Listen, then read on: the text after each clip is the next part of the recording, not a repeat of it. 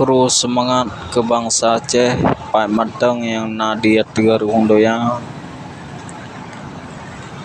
Oreo geteo yang perle saban tadapu yang bawa saji perjuangan Aceh merdekanyo mateng payang lagena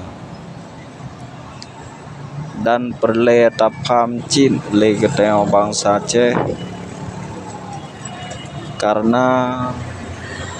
MOU Helsinki yang hanali kataman makaji oreo paken geteo taja Helsinki Finlandia tujuan jih geteo na ke tujuan untuk tayak pegat demo kenelih taja Helsinki Finlandia dengan tujuan jih geteo dapat terang bak dunia internasional yang bawa saji MOU yang hanali kataman maka jino geteo perle saban tapi tapam tentang perkara-perkara perjuangan untuk ukurnya. Semoga perjuangan sinambung daripada indatu geteo tetap sama-sama geteo semiki saban-saban geteo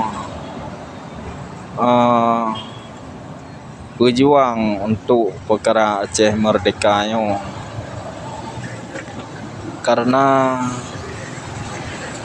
ke-17 tahun MOU Helsinki yang hana memakna sapeupih artiah geteo bangsa Aceh malah geteo makin gasin papa malah geteo makin sengsara malah geteo hana membacut pih memakna MOU Helsinki yang artiah bangsa geteo bangsa Aceh. Kru semangat ke bangsa Aceh Pak Mateng yang nadia terung doyang dan perle tapam cin betul-betul tentang perkara-perkara partai yang nadia Aceh nyan partaian Pemateng yang na partai di Aceh hanya perpanjangan tangan Indonesia terhadap bangsa geteo bangsa Aceh untuk diperancu ideologi Aceh merdekanya li ururung sekelompoknya maka orang yang perle tapam li geteo perjuangan Aceh merdekanya belum selesai karena perjuangan Aceh merdekanya nah hak atih geteo Bandung bangsa Aceh dan perle tapam cit geteo jino perkara-perkara